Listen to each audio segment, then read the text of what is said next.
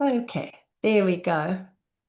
All right, welcome to You Are the Asset Masterclass. So, my name is Antoinette, and I am the founder of Live Life Inspired Autism, and I'm a certified life coach who focuses on parents of autistic children. So, just out of curiosity, are you new to my world or have you been following me for a while? So, you can just pop in the chat and I would just like to know where you are at, if you know what I talk about. And if you are new, by signing up, you're already subscribed to my list. So you will get all my emails. And I also have a podcast called Living Inspired with Autism. So, Garth, you can put the link for that in as well so people can download that. And who of you have been exposed to coaching before? Okay, both of you. And you both have a coach, I'm assuming. Cool. Great stuff. Okay, so I want to thank you for coming live, for signing up, for making the time, and I do appreciate every single one of you. So we're going to have some fun today because this work is actually fun, and you are going to learn some things that you are never going to forget. Okay, so I'll tell you a little bit about myself and my story with Max. He is my 11-year-old son, and he is non-verbal. He's been diagnosed with level 3 autism and he has ADHD. Now, I don't like labels at all. I Yeah. know for medical purposes, for explanation purposes, to to say where they are at on the spectrum, I understand that it's important, but I don't like the labels at all. So Max is seen as nonverbal, but he does have words. So I do say he is partially verbal. And then you may notice that I have an accent, and I am originally from South Africa. And I have been in the US for 2.5 years now. And no, I am not a refugee. So my darling husband is American. And we have this running joke in that we both speak English, but oftentimes we have no idea what the other is actually saying. So sometimes we will say a phrase like in America, you say something like you lucked out, which means you got really lucky. Now in South Africa, that means you didn't get lucky at all. So it's a complete opposite. So we have a lot of those kind of phrases. And the other day, I was having a conversation with a friend of mine, and she was saying, I was telling her about our storage unit that was chock a block. And she looked at me and she was like, What? What are you trying to tell me? And I said, No, it just means it's really, really full. So, sometimes the phrases that we use are not always. So if you don't understand, just put up your hand and ask me. All right. So, our journey was that Max was born at 27 weeks. He was um, really prim. He was in hospital for 9 months. Now, I was already a geriatric mom. I had him at 45. And about when he was about 4 or 5 years old, he got diagnosed with autism. Now, it wasn't such a prevalent thing in South Africa as it is here. Here, you need to get diagnosed so that you can get services. Now, in South Africa, there's not much of that going on, but went through the process and got him diagnosed. And I realized quickly on my journey that I needed to do something different because I wasn't coping at all. I wasn't dealing with anything. So I started getting coaching, and it has changed my life completely. And that's why I decided to become a coach for parents of autism because I want to help everyone else go through what I have, changing my life and just seeing everything in a new way. And there's also so much negativity out there, and our lives are not a walk in the park. But I do believe that we can navigate this journey really powerfully and with grace and leadership. So I'm curious, what is the first word that comes to mind when you think of autism? So you can put that in the chat. And from your lens or your experience.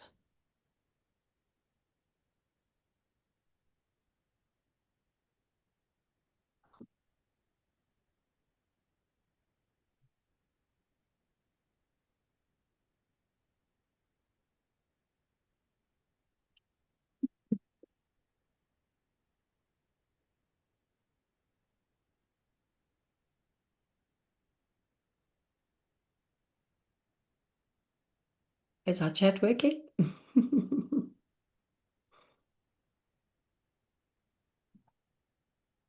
Antoinette, it says chat disabled on mine, so I'm sorry.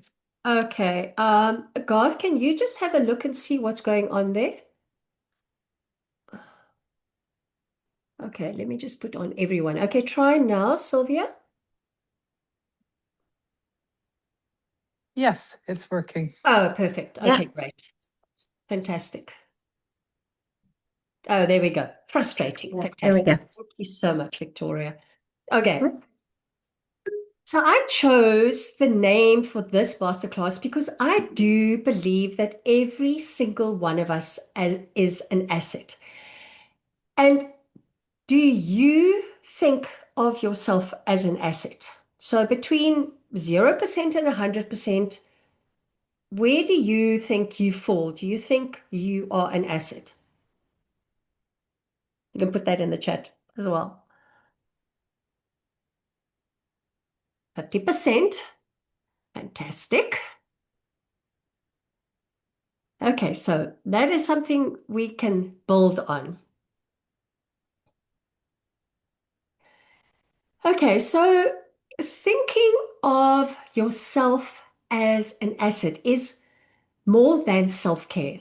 There are so many aspects to it. It is about positioning yourself as the most important, energetic, emotional, and strategic resource for your family and in your life. It allows you to do better than just getting by, than just coping. It allows you to connect on another level and make clearer decisions, respond instead of reacting, and imagine a future again. So you're not just a mother or a father or a caretaker or a grandparent or an auntie or an uncle. You are the backbone. You are the asset. And when you're tired and dysregulated and disconnected from yourself, how do you think you're going to show up? So I normally ask as well is how do you see your life with an autistic child? Do you see them as the main event or just a part of your life? So if your answer is yes, then we are going to get to a place where it isn't your main event. It isn't the main event of your life. And if you're just a part, then we build on that. So many parents think that their kids' needs are the main thing. And I mean, this can apply to anybody, even neurotypical kids. And we are just there to hold everything together. And of course we do because our kids matter and their needs matter very much. And you, as the parent, are the foundation that everything is built on. And yet, we treat ourselves awfully. We treat ourselves as an afterthought. We don't take care of ourselves. We spend a lot of time doing things for our kids and worrying about our kids and how what's going to happen to them when we're gone. And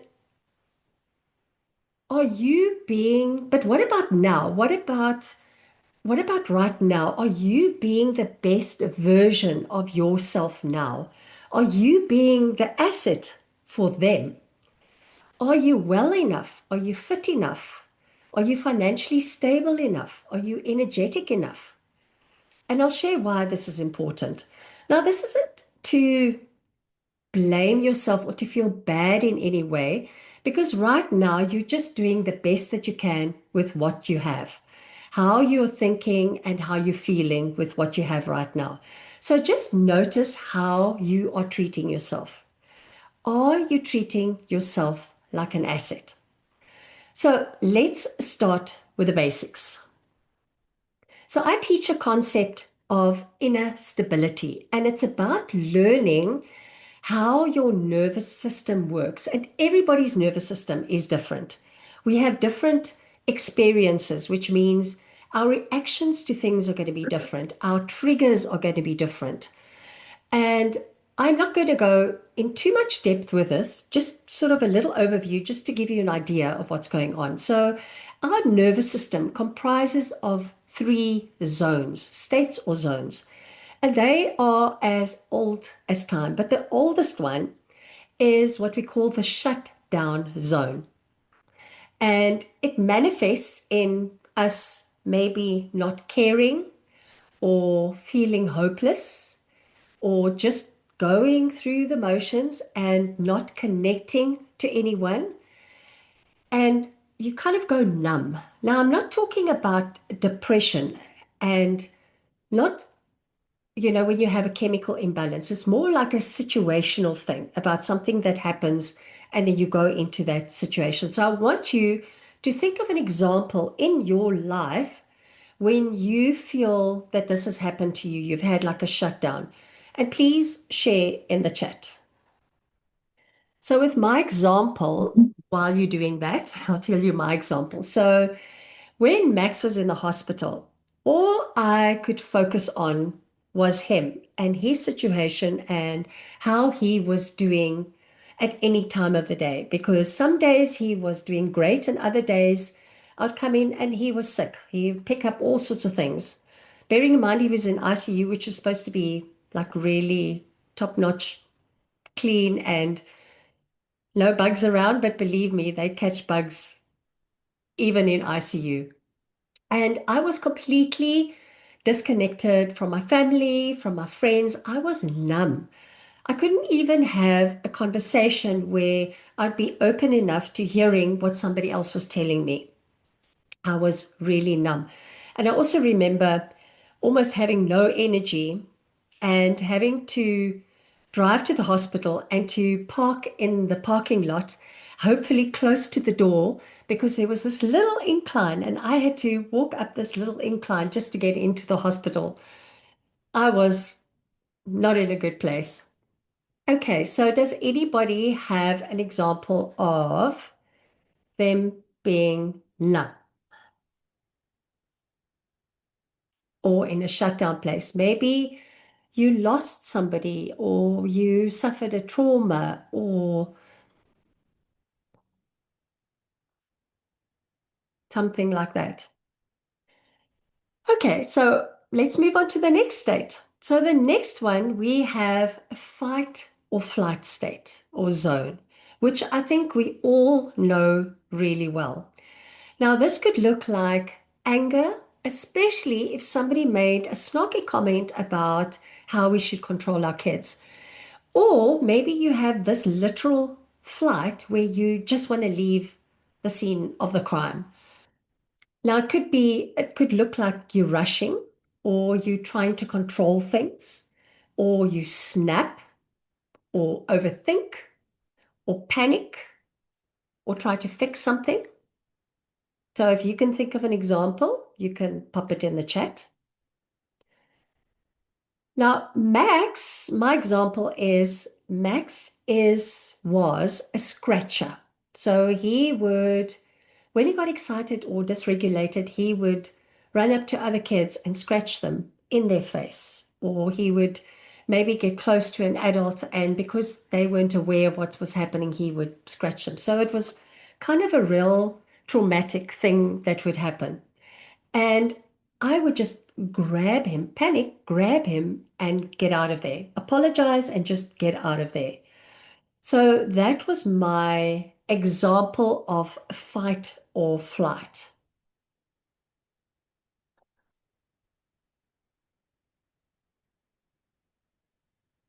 Can I just say it instead of Sure, writing go it ahead. down? Go It's ahead. Go harder to ahead. do that. Yes, go By ahead. the time I'm done, you'll be on the next question. I think with the situation with my son, he's not autistic, but he has had other issues. He's older now, so, but I felt a lot of anger, not even like towards him, if other people made requests for help because I was so overwhelmed with constantly caring for him, his outbursts, and just being so drained, and that he had no um, sense of, what do you call it? Emotional intelligence, like, that he was draining me actually. Of course, they're kids, obviously, and they don't, that's not fully developed, but it's a thing that he just was not aware of other people. So he would constantly make demands of me, and excuse me, and it got so frustrating because I felt that he had no sense of um, that he was overloading other people. He's just constantly wanting. And so there were other people who made me reasonable requests of me, asked for help. I just got angry. I'm like, who am I? I can only go so far. And I knew that it was a reaction to the constant demands daily, day in, day out. And Okay. I didn't like that because that's not who I am. But Okay, well, I got to the that's a really good example of fight or flight. And just notice where you feel it in your body. So just notice the zone, the state that you're in when you were there, because I can almost feel that you're describing it, that you can actually feel it in your body already. Okay. mm-hmm. All right. Okay, Yeah. so great to know. And then the next state is your well-being or safety zone. So this is where we are calm, where we can handle anything. We plan for the future and good things. We connect with our kids. We connect with our partners. We connect with others in the world. We are a lot more patient. We have clarity. We have access to our creativity and we make better decisions as well. So my question is here is how often do you get in this zone? So this well-being calm zone.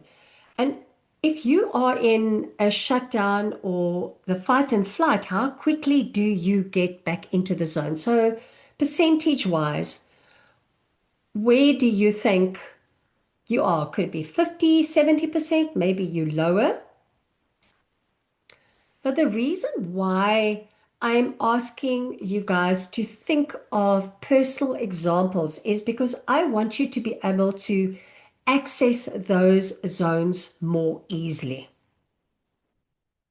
Okay, so now the idea is obviously not to stay. I mean, it would be great, but it's not to stay in the well-being zone all of the time because that's not realistic.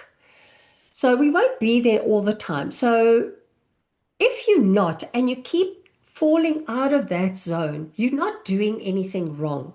It's all about the flexibility and the flexibility to move from the fight or flight back to well-being, from shutdown to fight and flight to well-being. So some of us, and I'm guessing most of us, get stuck in the fight or flight or shutdown mode more often than not because we don't understand how to handle it.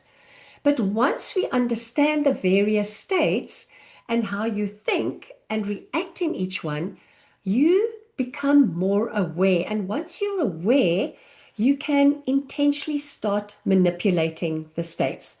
So, how do you do this? And firstly, first step is becoming aware of the state or the zone that you're in and name it. So this will take a little while because you've got to learn how to do this and then you start teaching your nervous system. So I was using the example of where Max would scratch another kid and I would panic, grab him and run. I mean, apologize and run. And I'd get home and I would feel terrible. I'd mull over everything that happened. I would overthink things. And then I got to the point where I would not run away. I would kind of like freeze and apologize, but I wouldn't really know what to do. I wouldn't kind of get out of it.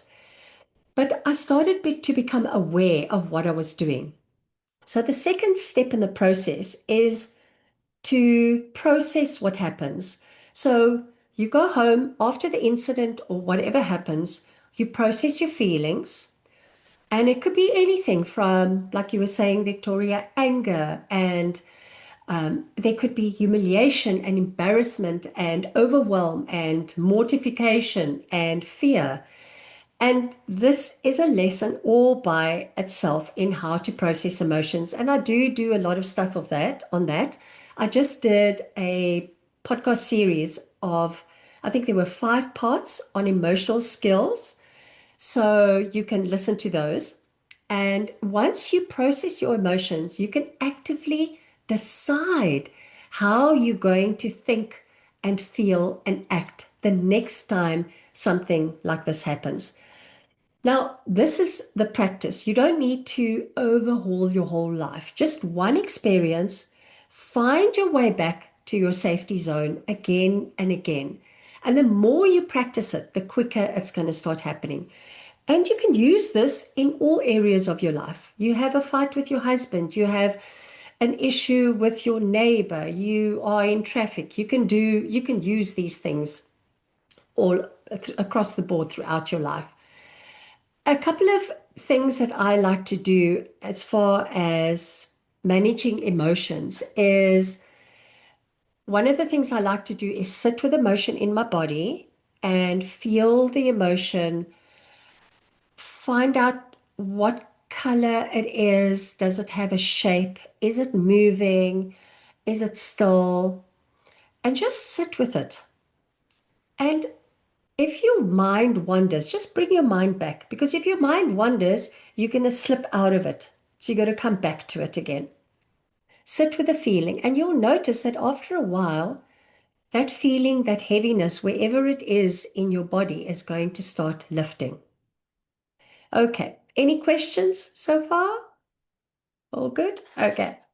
Now, what happens when you become a lot more stable and when you can manipulate your zones? This is the good news. You start responding appropriately instead of just reacting. You stop making decisions from panic. You stop abandoning yourself. And by that, I mean not trying to figure it out. So you run, but then you don't figure out what to do next. You become a safer space for yourself and for your child. And your kiddo is going to feel that. They're going to feel that you are stronger. And when you regulate, your child is going to have more access to regulation. Your life is also going to start feeling less chaotic. And you're going to see that life is not just about all things autism related.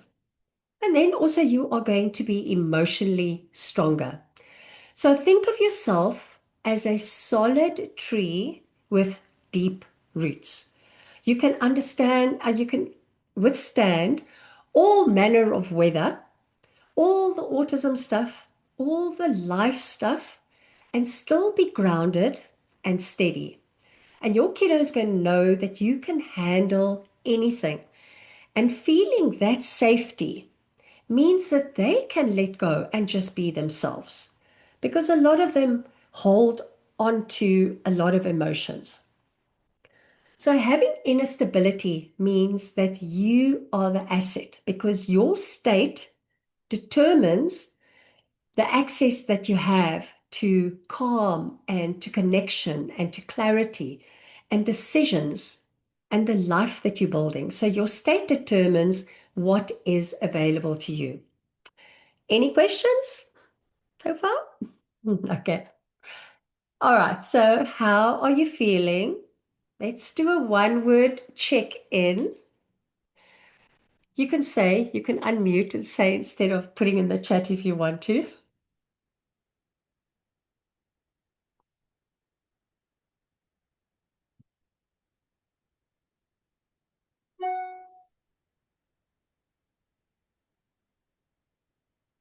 Antoinette, I do not have experience with autism, but I've joined this for general information Yeah, for friends who do have autistic children and trying to understand what they're going through, maybe be a help, a support in trying to understand something I have no concept of what people are going through. So I may not be responding to your questions, but I'm very, very interested. that's fine. Thank you so much. All right. Okay. No, this work is the more people that know about it, the more people who know how we feel as parents of autism. It's all important because how you respond to that parent who is just at the end of the tether could save their lives. And it could save their kids' lives as well. So it's always important that people are really interested. So thank you. All right. Okay. So the reason I'm asking also just to notice in your body what you're feeling is because we dismiss our bodies and the information that it gives us. And because we feel that we should just automatically know what's happening with our bodies, we should know what our bodies do, but we don't actually. And by not tuning into our bodies, we are not taking advantage of this huge resource that we have naturally. So just periodically check in with your body and just make it a habit. Okay, our next step is exploring the concept that being the asset is not selfish. So I want you to think of being an asset as an identity. Think of the identities that you already have. Maybe you're a parent, an employee, a brother, a sister, a leader, a breadwinner, an athlete, whatever your identity is. See this as another identity. And a lot of parents hear the words, I am an asset, and immediately they make it mean something negative. And maybe this was you, that this identity means that you are actually selfish or more entitled, that you are better than other people, that you are putting yourself first and everyone else second, or you become arrogant. But being an asset identity is not an asshole identity. It's just reverence for yourself. It means that you deeply value yourself, your time, your energy, your brain, your work, your decisions, your presence, your voice, the things that you have to offer. And even if you have a business, your business. It's not I matter more than anyone else. It's just I matter, period. It's I am important and not in a superior way.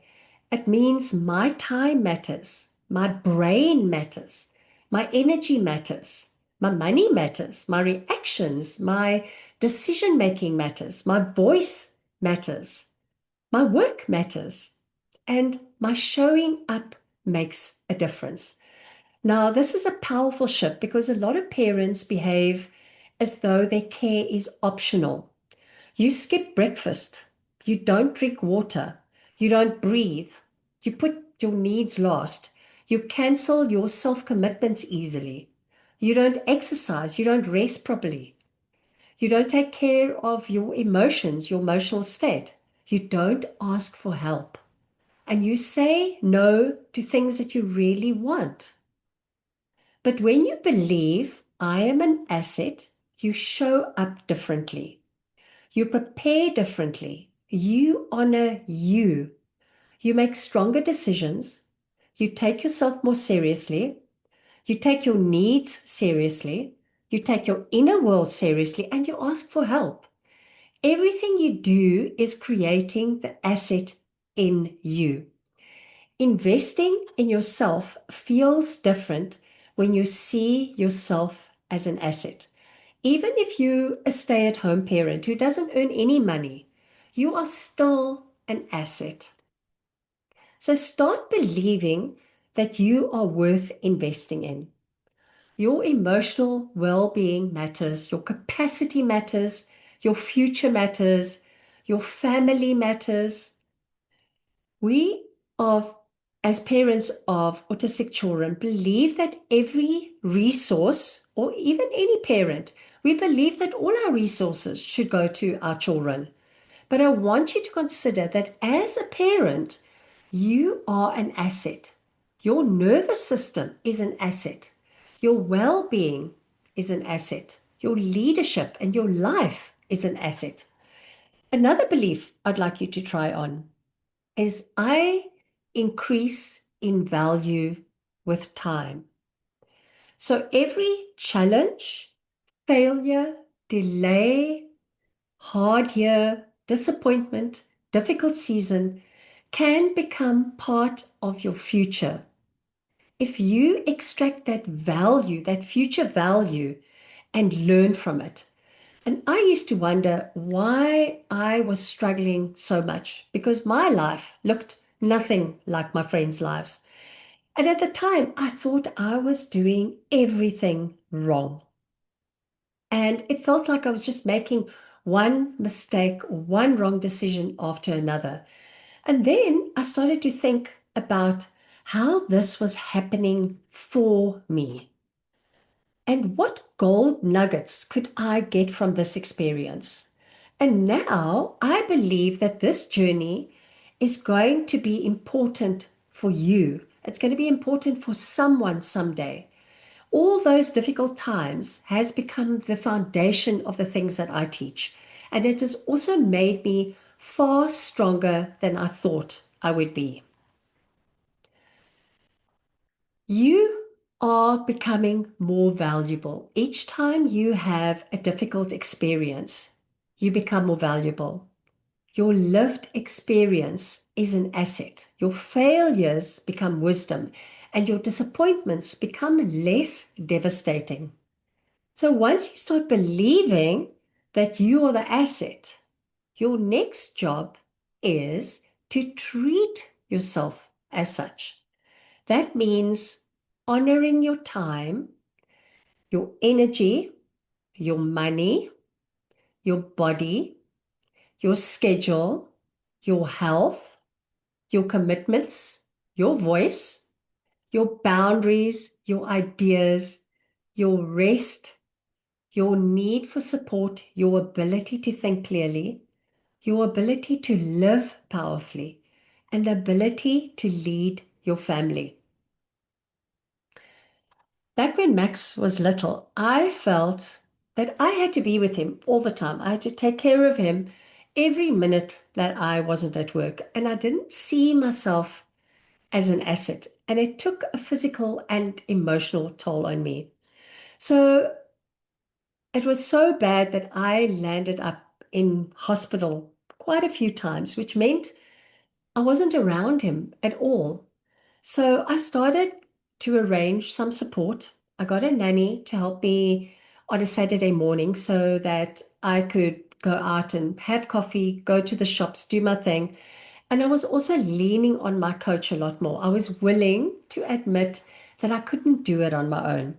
So it was the most strategic move that I could make. I was stepping into my asset identity and looking after my well-being. And from an asset, when you see yourself as an asset, support isn't indulgent. Asking for help doesn't mean that you are helpless or weak. You are asking for help because you matter. Your capacity matters and your life matters. You're building something that matters, your family and your child. So you can come on again or put in the chat, what are the ways that you are not showing up as an asset in your life right now?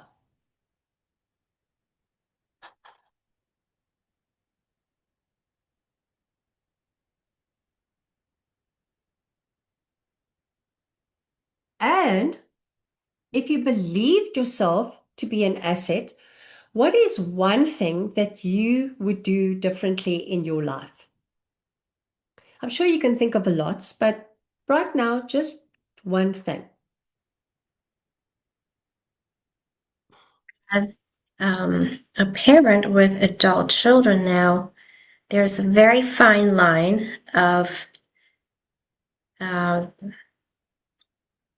giving advice and just letting them be. You know, they're at a stage where they want to do things on their own. They're not so interested in what you have to say. And there is a shift. It used to be they came to you for advice for all kinds of things, and you were teaching them all kinds of things. And now it's like, no, thank you. I got it, Mom.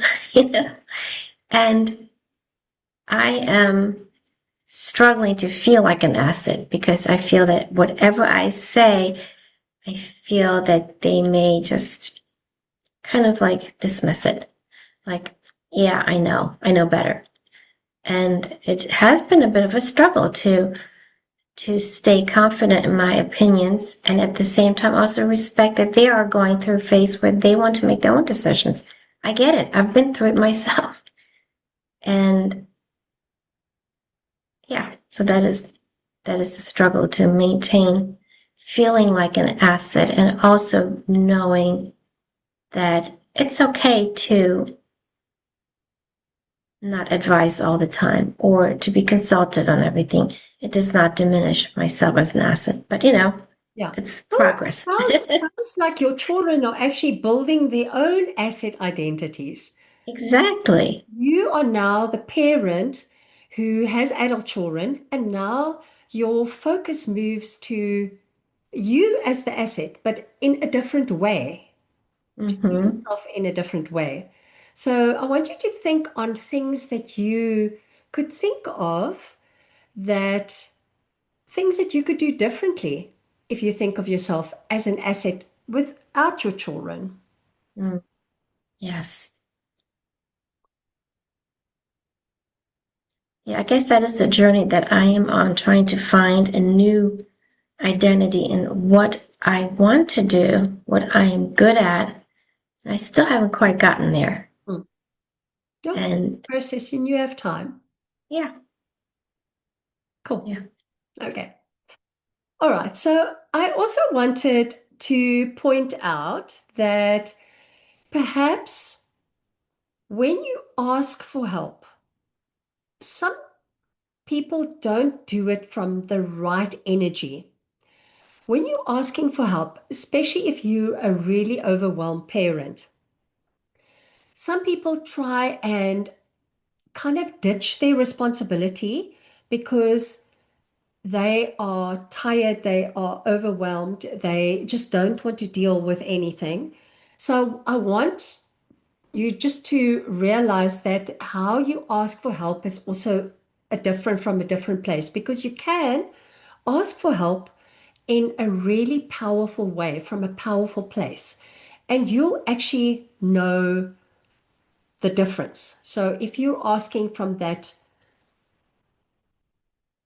less than powerful place where you just want to get rid of your responsibility, or from the place where you just like, I need a little bit of break, I need to do X, Y, and Z, or I need a nap, whatever it is, but you're doing it from a powerful place.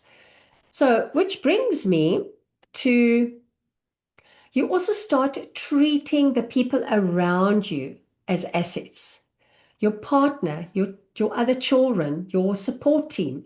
Maybe you've got therapists and teachers and practitioners and babysitters and friends and family. Your house cleaner is also a asset. And this changes how you interact with people, because you don't want to exploit your assets. You want to pay your assets well. You don't demand that they do things for you.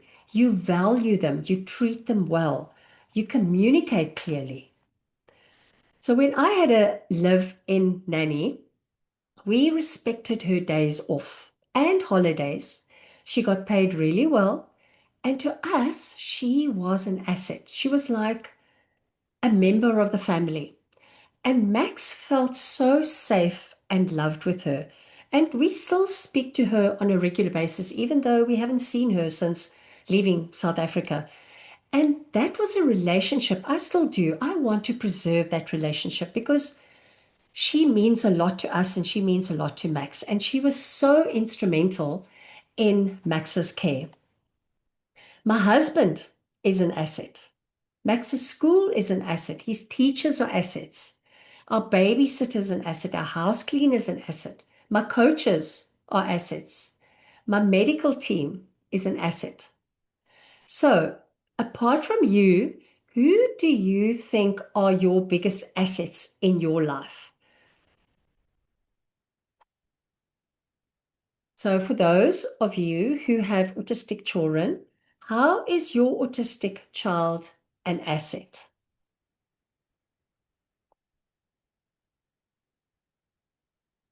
Okay, so you can answer or come live, whichever you want.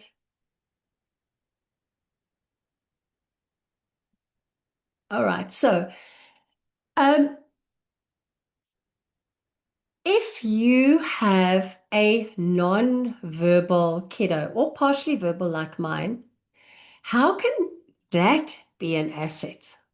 Because often we think of it as a really negative thing because we feel they are not communicating. But I, for one, really enjoy not having someone ask me why a million times a day. I had this friend and they had a son about the same age as Max is now. And we'd be in the car and he would ask why a million times. Now, why is a short question, but the answer was never short. The answer was always long. And every time you said whatever he was asking about, he'd ask again, why? So, for those of you who have neurotypical kids, you know exactly what I'm talking about. But jokes aside, I learned to get a lot better at reading signals and to communicate better and to communicate in a different way. And sometimes when Max is dysregulated, excuse me, I take it to mean he just doesn't understand something properly. Excuse me. And I make it my job to explain it really, really well. And that mostly calms him right down because just because we know things that are obvious to us, doesn't mean that they're obvious to them. So sometimes we will tell him to, do something for his own safety, sort of stay on the sidewalk. And it doesn't feature to him that there is danger if he steps out into the road. So when you tell him keep to the sidewalk and he may, have his moment and moan because we are telling him what to do, we just have to explain, no, no, you see the car's coming, it's for your own safety. And he understands that. So sometimes we just have to explain things a little bit more. And how you treat yourself as an asset when you fail or you hit a disappointment is also important. If you, For me, oops. sorry, go ahead.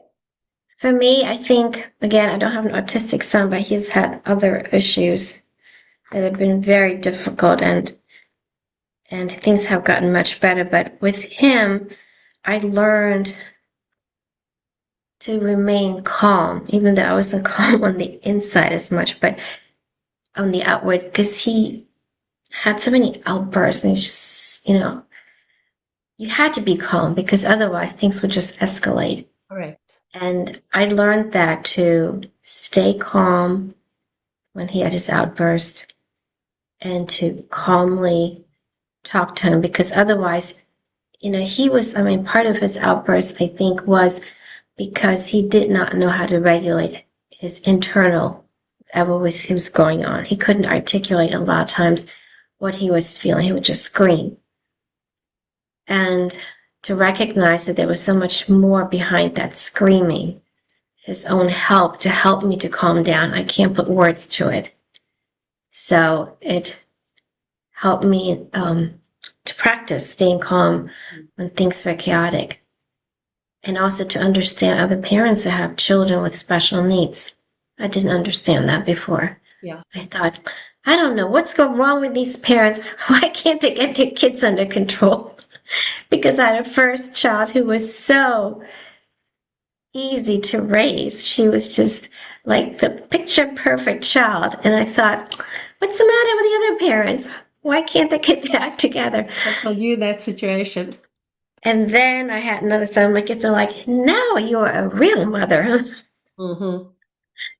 Because no matter what we did, it was not what we expected the outcome to be. And it was a very different journey. And I understood. I'm like, okay, I understand. I'm sorry I didn't. So it has expanded my understanding for other people who have, different challenges that they're up against. Yeah. And also different joys and blessings that have come out of it. Oh, absolutely. Yeah. Absolutely. I mean, these kids, when they're small, they don't understand their nervous systems at all. So Mm-hmm. they can't regulate themselves. And I mean, a lot of adults can't do it either. They also really Right. battle with their nervous system. I mean, if you see people lose their cool Yes. on a regular basis, they can't do it either. So it's an Yeah. important thing to learn, but as an adult, we can do that. And when Right. you are stable and steady in yourself, then their energy, the kids' energy bounces off you. And if they feel that you are calm, like you say, Yes. it just has that influence on them. Yes. And even if they can't articulate or even if they're facing challenges more so than what do you call it, what do you Neurotypical call kids. it? Yeah. Neurotypical kids, and that's even more frustrating for them because they're seeing other people react differently and even that they can't even verbalize, it's like, why can't I do that? But it comes out in other ways that are uncomfortable. But Yeah. um, yeah, Yeah. being calm helps them to be calmer. Yeah. And I mean, these things bring up so many emotions in us as well as parents. Yes. Yes.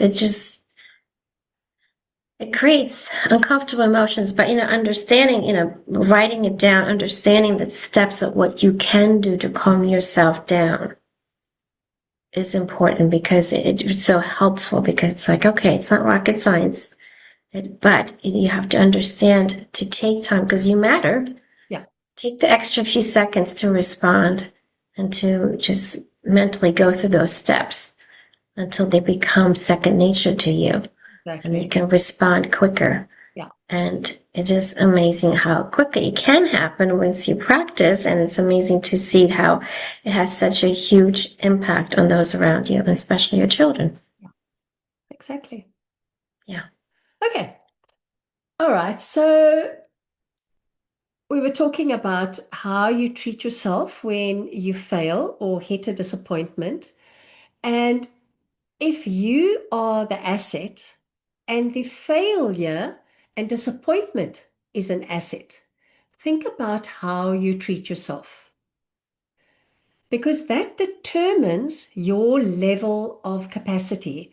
Because if you shame yourself or you upset about it, you attack yourself, you make the failure mean something terrible about you, you can't see the lesson, as we were just talking about. You don't see the silver lining. So you may not see it immediately because every mistake, or there are no mistakes, it's more just a lesson. Every lesson has a silver lining. There's always something that you can learn from it. And you may not see it immediately, but it will become apparent if you are open to it. So when we treat ourselves as an asset, you respond with respect, with compassion, with groundedness, with leadership, with curiosity, with patience and responsibility. You don't hide, you don't attack yourself, you don't let other people's comments define you. You don't confuse mistakes with identity. You don't make it something about you. You just see failure as something valuable because it gives you wisdom that you can use. Mistakes are part of being human. So I'll tell you a story. I was in a really destructive, bad relationship before I met my husband. And right from the start, There was a lot of things happening. There were a lot of red flags, and I didn't even really know what that meant. I'd never come across somebody who acted the way this person did. And I was a bit naive, but I say that very lovingly to myself. But it was really a hard time. The relationship was on and off until I realized that this was just stupid. It wasn't going to work. But there were a lot of emotions involved with all of this. And I realized that nothing was going to change. Now, I could have let that relationship define me, but I didn't. I worked through all of the stuff, the emotions, and there were a lot. The shame, there was anger, there was embarrassment, sadness, and what my part in the relationship was. Now, I think that it was the best thing that ever happened to me. And the first time I said that to somebody, I was actually kind of caught myself and I was like, did you really say that was the best thing that ever happened to you? It was actually the worst thing. But what I learned from it was amazing because, in terms of lessons, I became so much stronger as a result. I had more clarity about what I wanted, what I didn't want, what I wanted in a relationship. I became more self aware because I had this constant negative stuff coming at me, and I was more aware as to who I was as a person and how I see myself and my self-worth. And it also opened up the space for the best thing that happened to me, which is my husband. So there was no way I would have energetically attracted my husband if I didn't work through all that old energy. So when you start seeing yourself and treating yourself as an asset, you are going to be able to create what I call an and life. Autism and life. Or whatever the issue is you may have, health and life. Okay, so let's talk about having it all. So, from a scale of 1 to 10, where would you rate your life? So you can put it in the chat or you can come on and tell me.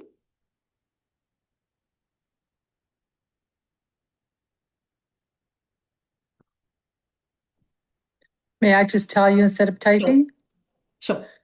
Um, all or nothing. So I think I would have to divide it into different areas of my life. I don't think I wouldn't know how to, my whole life, my entire identity as a wife, mother, grandmother, choir director, health, like, so is it is it silly of me to think that it's sort of a category or it should be coming all encompassing? Yeah, just kind of like an overall, general. Yeah. You know, I can't say higher than a 5. Okay, okay. I mean, even if you had a rating of an 8, for example, what if it was just a 2 and that your life can get so much better? Mm. So just keep that in mind. Okay, so somewhere along the line, you were told that it was impossible. You were told, or you decided that you had to choose. You had to choose between your your child's needs, and your own dreams. You had to choose between building a career or being a parent that your child requires. Maybe you chose between financial success and being a stay-at-home parent to take care of your child's day-to-day needs. To choose between life and autism. And for a while, maybe you believe that, maybe you still do, because the reality of raising a neurodivergent child is no joke. It can be a full-time job. And between all of that, there are the emotions that you have to navigate, and it's not the good ones. The worry, the uncertainty, the embarrassment, the humiliation, the anger, the sadness, the grief. So naturally, your brain does something really logical. It says, no, I can't have a life and do this autism thing. Something has to give. I can't do everything. It's a very black and white thinking.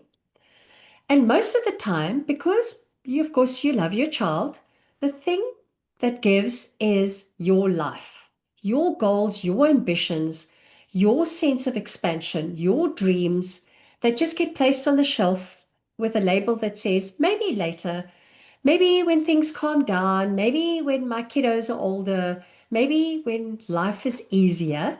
But what if that belief is wrong? What if the problem was never that you had to give up the life that you wanted? What if the fact was that nobody ever showed you how to build a life that could hold more, or all of it, or even that it was a possibility? Now, this is where designing your life comes in. And it begins with one radical idea. You don't have to choose. You can have autism and all the related things in your life and life. And everybody's lives look different. Every autism family lives look different because we all have our own version of what life looks like. But I just want you to realize that it's not autism or life, it is autism and the life that you want to build, both at the same time. Now, when I say that, what comes up for you? What is the first thought? I mean, you don't have to come on and tell me, but just think about what is the first thought that comes to mind when I tell you that you can have both. Okay, some of you don't have autistic children, but think of a struggle that you have in your life and how you can have both. It could be a health issue and life. It could be a financial issue and life. It could be starting a business and life. Okay, so also I don't want you to overthink what that first thought is, because some people feel excited by the possibility that there could be more, and some people feel really uncomfortable or even overwhelmed by even just thinking that it's possible. And you can be excited about the possibility and have that little voice in your head, that very familiar little voice that says, but how? How can I do that with my life? I'm excited, but it's kind of impossible. Maybe that little voice says, yes, that sounds nice, but you don't understand my life. Or no, my child has lots of needs. Or I don't have time. Or I don't have the energy. These were two of my biggest ones. Or you can't possibly have both. And if that's the voice that's inside of you, or some version of it, I just want you to question it. What if it's not true? That voice is not true. Those are just thoughts that are running through your mind. They feel very true, they carry a lot of evidence, but have you actually asked if those are your thoughts or thoughts that you've taken from outside in the world, from other people? Or is it the story that's been handed to parents of autism?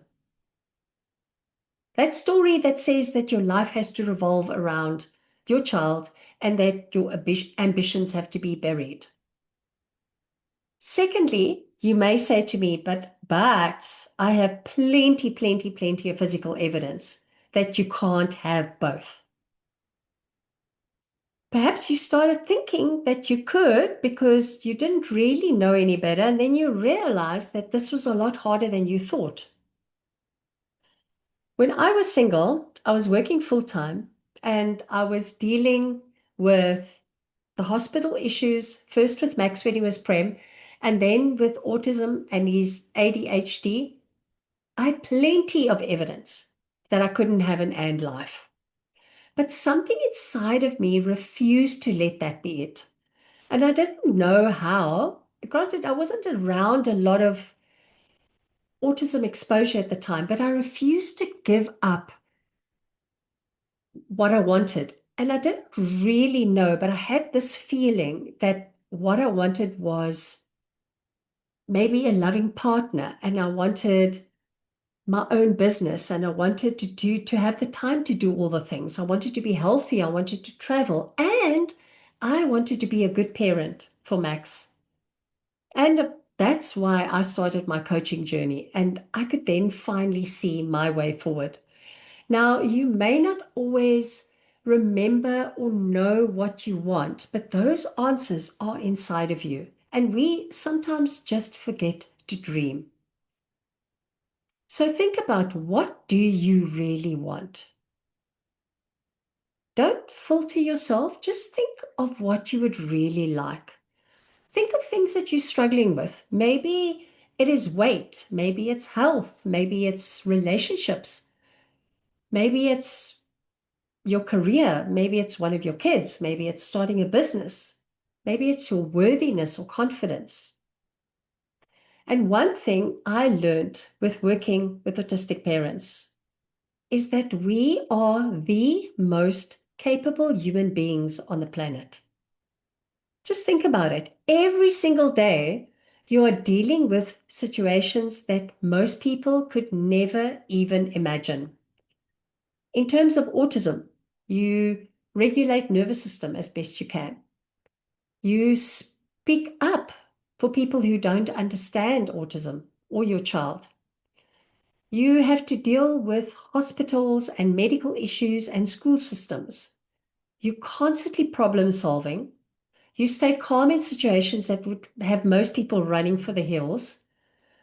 You learn new information faster than a ninja. You develop so much patience and resilience and emotional capacity at a level most people will never, ever experience. And yet, you've been told that you're less than capable of building a big life.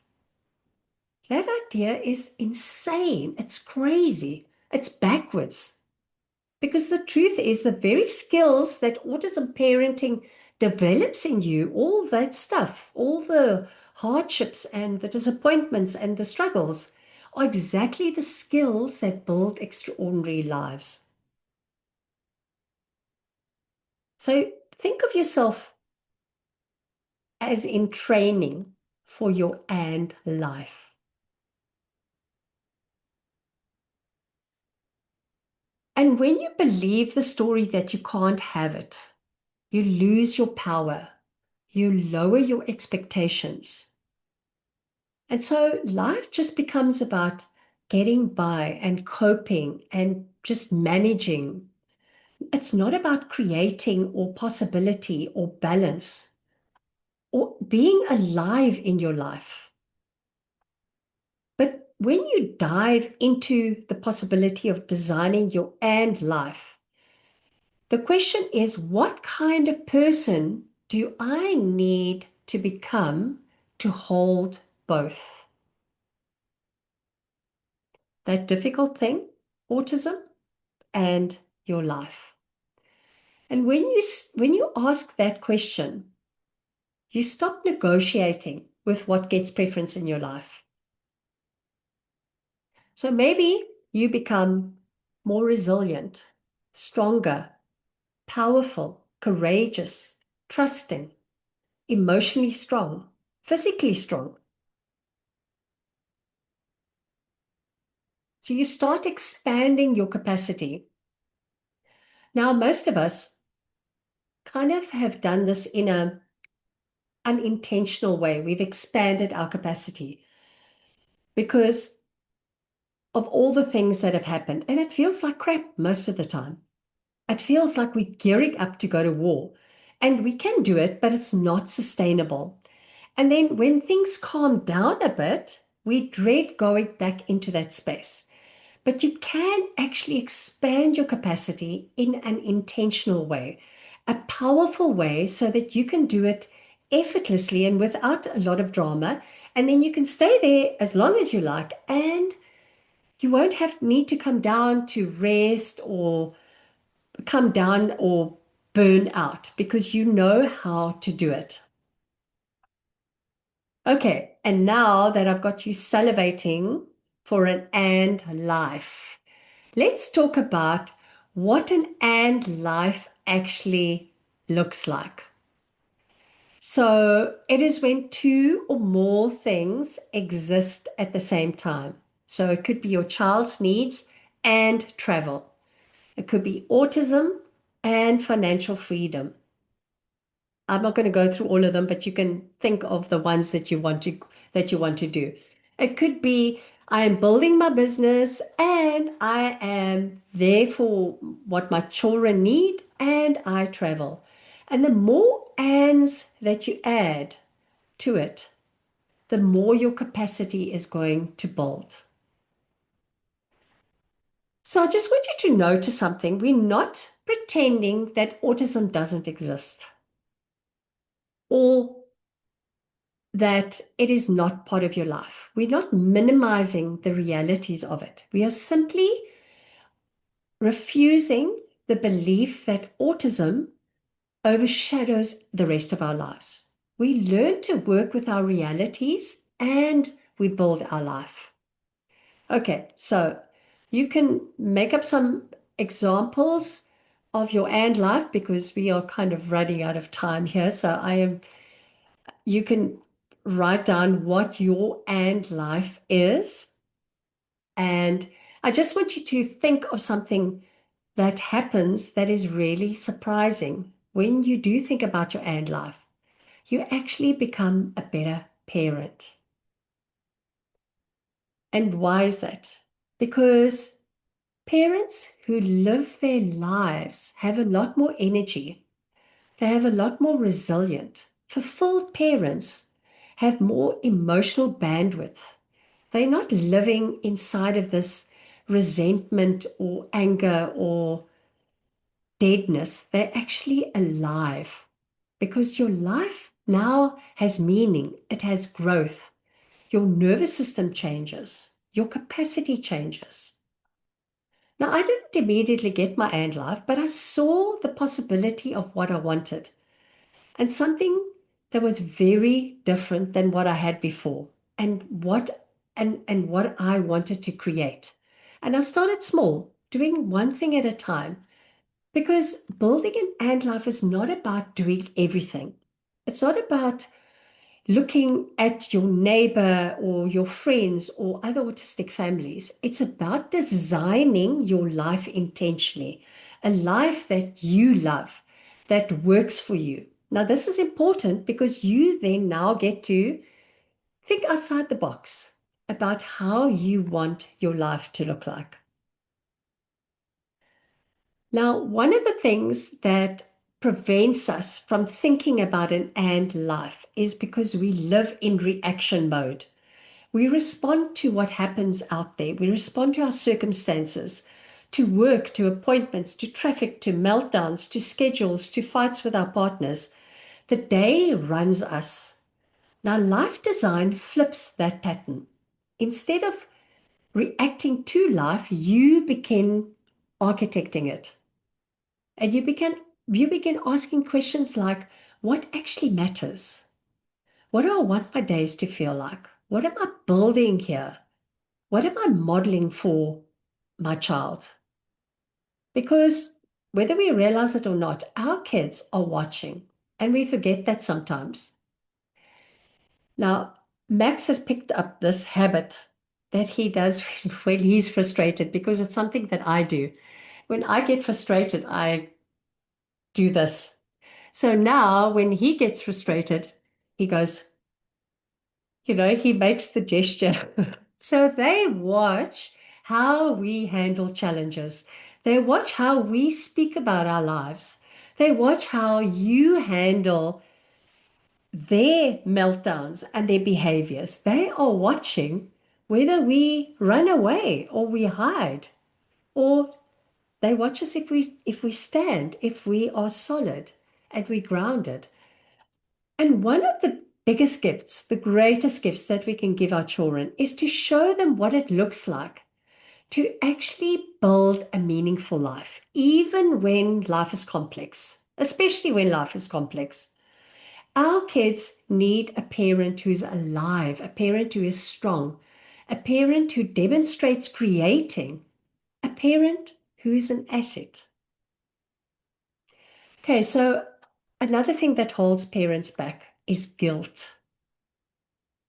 Okay, so I had a lot of guilt in the early days for taking time for myself. And guilt is such a useless emotion. It just doesn't get you anywhere. It doesn't inspire you to do anything positive. Maybe you have guilt of wanting more, of having ambition, of pursuing creativity or growth, or wishing your life was different. And stop saying, you're going to drop the guilt. It's maybe not quite as easy as you wish. So I've spoken about processing emotion. And if it's still hanging around, carry it with you through your day. Put it in a handbag. This is guilt, I'm carrying it. Or for the guys, a backpack. And just don't let it weigh you down, but carry it through your life, living your life. And eventually, before you know, you would have just dropped, hi, Ilse.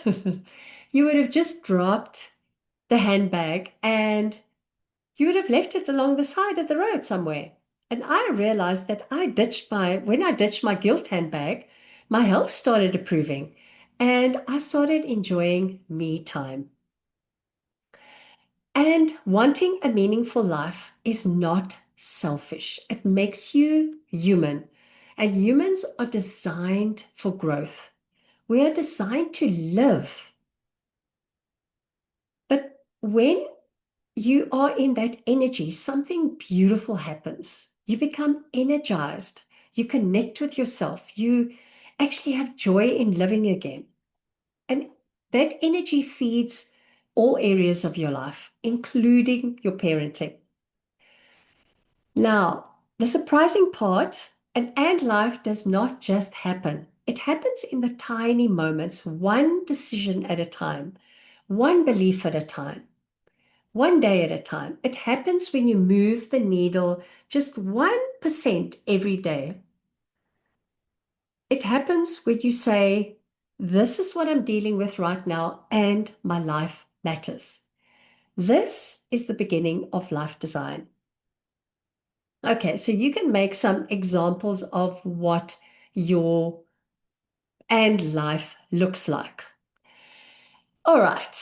Okay. Any questions? No, you're all good? Okay. All right, so who is ready to take their life to the next level, to a level 10? Okay. Who of you can visualize the life that you want and think that there is a possibility for it to happen? So if you are thinking, yes, you can do that, that right there is what I call transformation. And this is just the beginning. Everything we did today, seeing yourself as an asset, learning about your nervous system, and the and life philosophy, this is part of the foundation. This is the doorway, but the doorway is only useful if you walk through it. So I'm inviting you to take the next step. This is something that I have lived, I have breathed, I've applied, and I know it works. It worked for me and it worked for my clients. And I am a completely different person now than when Max was first diagnosed. So I'm very proud and excited to announce that the doors are open to the Autism Parent Focused Blueprint. So I really feel that this program is so amazing because it focuses on you as the parent, not on your child, This is you stepping into your asset identity. It gives you the tools that you can use quickly. And once you learn them, you can't unhear them. You will know them for life.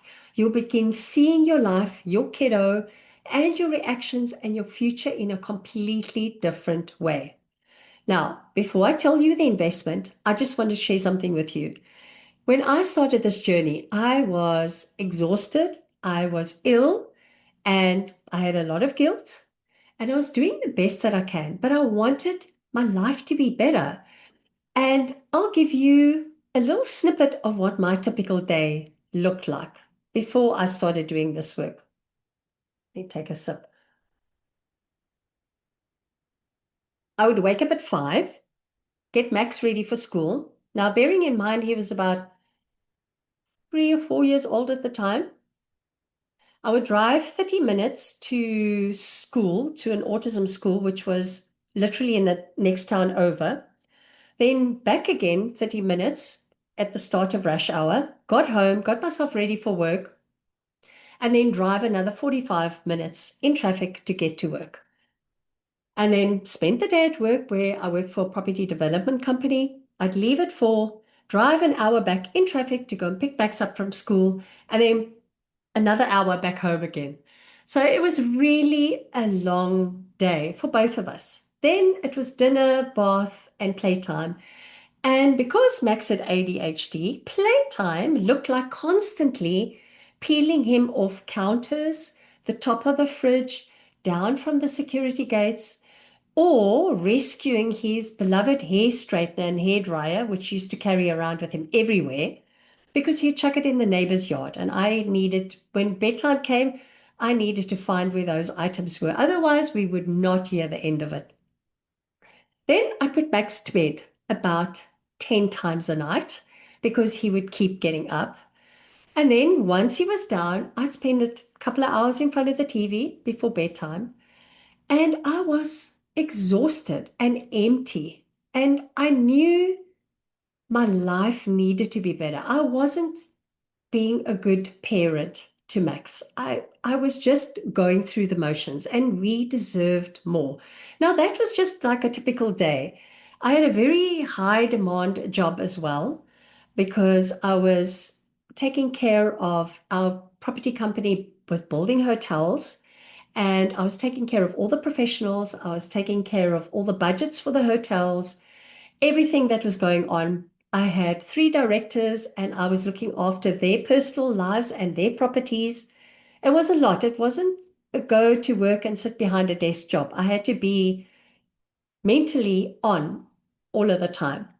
And then I was dealing with this destructive relationship that I mentioned before. So all of that was going on.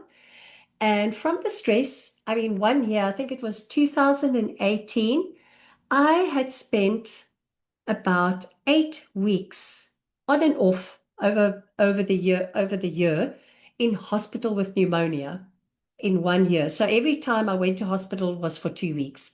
And then I was away from my baby. So I had to rely on nannies and my assistant and anybody else who could help me.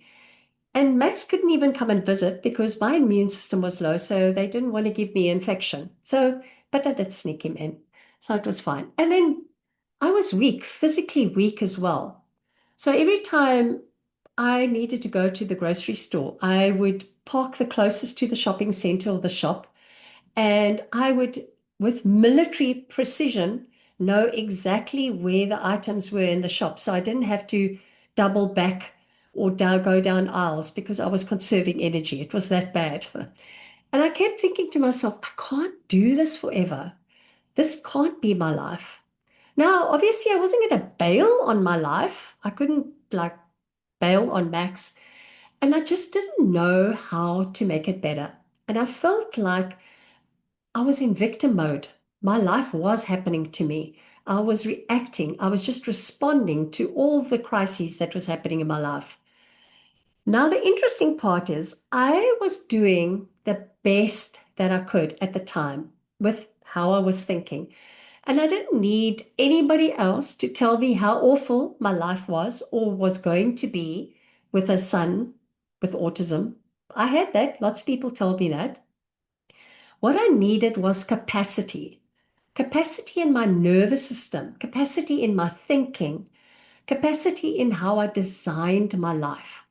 So I made a decision. It wasn't perfect or comfortable, but I decided to invest in learning how to lead my life again.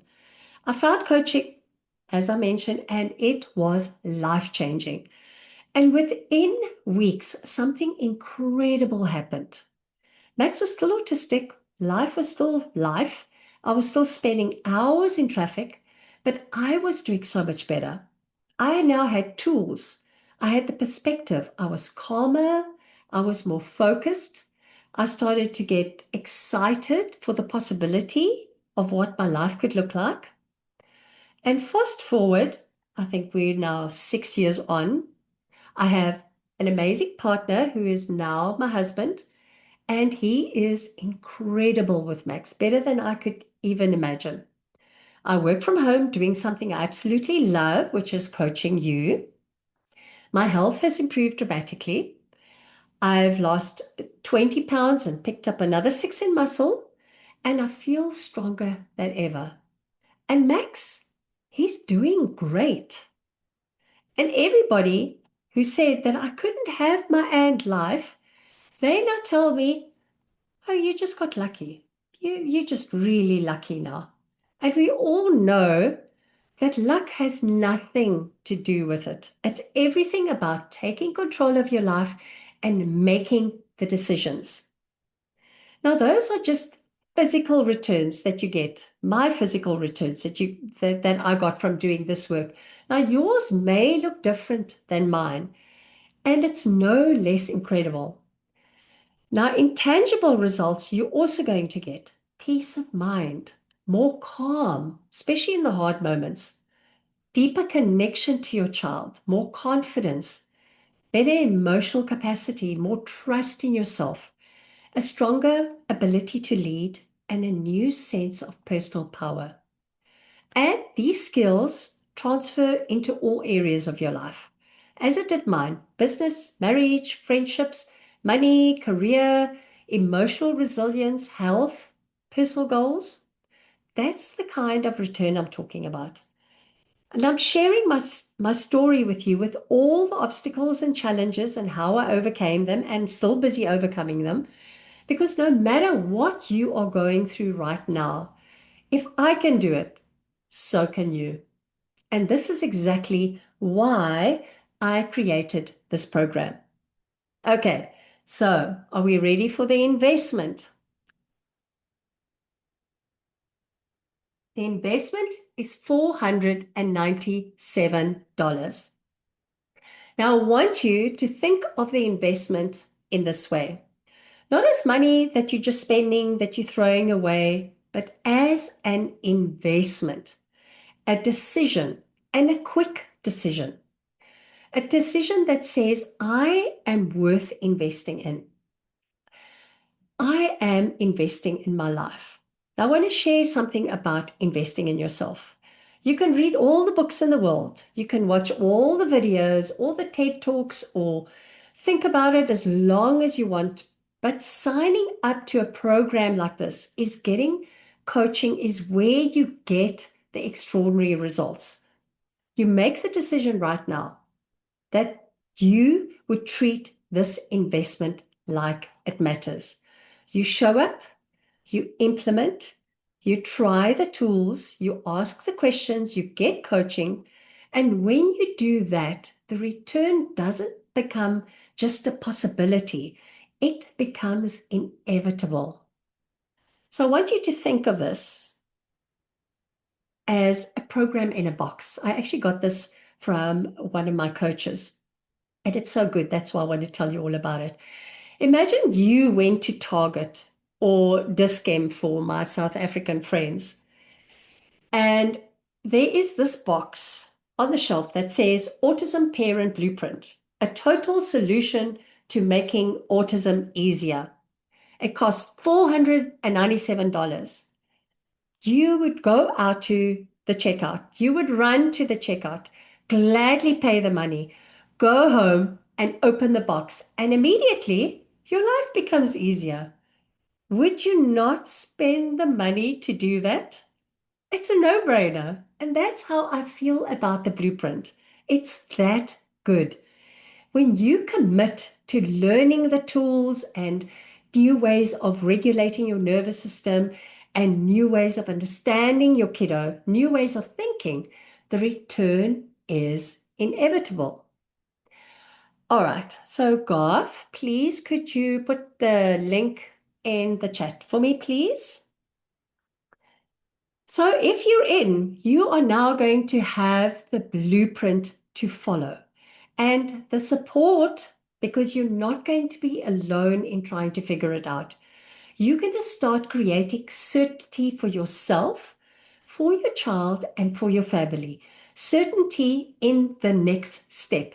Certainty in how you show up. Certainty and how you want your life to look like. Okay, so what does the program consist of? It's a 12-week foundational program. It consists of an hour to an hour and a half every week via Zoom. We cover the 3 pillars. Firstly, inner stability, which we go into depth in how to handle and manipulate your nervous system. The next pillar is the connection code, which is all about opening your mind to the possibility of looking at your child and looking at life with autism differently. The third pillar is life design. And what we have covered here fits in this pillar. We also talk about, we introduce balance to your life because we all know balance is a problem. Growing your capacity and also leading your life. So it's a combination of teaching and coaching. And there's also going to be a detailed workbook to use. And every single person will get a free one-on-one session with me. So we start on the 1st of July. So every week we are just going to go deeper into all of this work, and I will be there with you every step of the way. All right, Garth. Let me just see if I can get the link. Okay. If it's not in there just now, I will put it in. Okay, so this course is not just to sit and watch. We interact, we coach, we learn, we implement, and we solve problems. You tell me what you need help on. Now, my coaching style is often very direct because I'm not here to mollycoddle you. I don't know if that's a word that or a phrase that you use here, but I'm not going to baby you, is what I'm trying to say. Having said that, I am very empathic and I will most likely probably cry alongside you every single time. But I am here to get you results, to believe in you, and to believe in your life, even before you do, until you do. And also, don't be scared to bring along your emotions because chances are I have felt every emotion that you may be struggling with. I hold you, I help you, and I get you to the other side. Now, the blueprint holds all the breakthroughs. So if you believe yourself capable of that 1% better after this masterclass, the blueprint is going to 10x, no, 100x it. This is where you live in transformation. All right, let me just quickly see if I can pull up the link. Oops, wrong one. Copy link.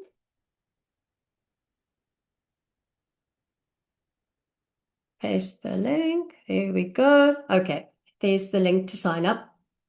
All right. You came here today because something inside of you said yes to more, yes to the possibility, yes to a different way, yes to amazing life, or at least curiosity for all these things. And that voice, that is the most important voice in the room, and I want to honor it. So ask yourself, is today the day that I decide that I deserve the best, that I want to treat myself as an asset? If the answer is yes, your next step is to sign up. It's as simple as that. So, who is a yes? So, if you've got any questions, please come on live. Tell me what you need to ask me, or I can bring you on if you've got any questions. Okay, let me just see what's going on here. Okay, all right. Okay, no questions. You're all good. Okay, so I almost forgot to tell you that if you sign up for the blueprint today, you are going to have access to any future blueprint containers for free as long as I offer them. Because as you go along, you are going to evolve. You're going to have more questions. You're going to be a different phase of your life. And each time you are going to learn something different. And my coaching is going to evolve as well. It's going to be different. I'm also going to get better. But why sign up now? And my question is, do you really, really want to wait to make these changes in your life? What do you think waiting is going to do? What you need to do today is just make a decision. How you make your decisions is how you live your life. It's how you do everything. And I found that if you say to yourself, oh, no, I'll think about it, you lose the momentum and the excitement. And that's what you need to get yourself started. Okay. Another question I had before was, when are the calls going to be? Okay, so we start on July the 1st, and the calls are going to be held every Wednesday, and I have put out the time as 11 a.m. EST. Although, please don't be put off by that, because I also take into consideration if there are more people who are only available in the evening, I will change the time. So please don't let that worry you. But all the recordings, all the classes, the calls are also going to be recorded. So you all have access to those as well. All right. So if you do not have any further questions, thanks for information and enthusiasm. I have to leave. Okay, great stuff. All right. So if you've got any more questions, or if you, one of the people that are watching the replay, you can still get hold of me. So I am going to copy the link for the calendar. And let me see if I can put that in here. Where is it gone? Oh, okay. I'm trying to put the link in here. Okay, there we go. Paste. Okay, so the link to the calendar is there as well. So if you want to come and chat to me and just discuss or ask the questions that you can't think of right now, please, you're most welcome to come and have a chat to me. So for those who are on the replay, you can do that, or you can email me on Antoinette, that's ANTOINETTE at LLIautism.net. So thank you so, so much for signing up. Thank you for showing up.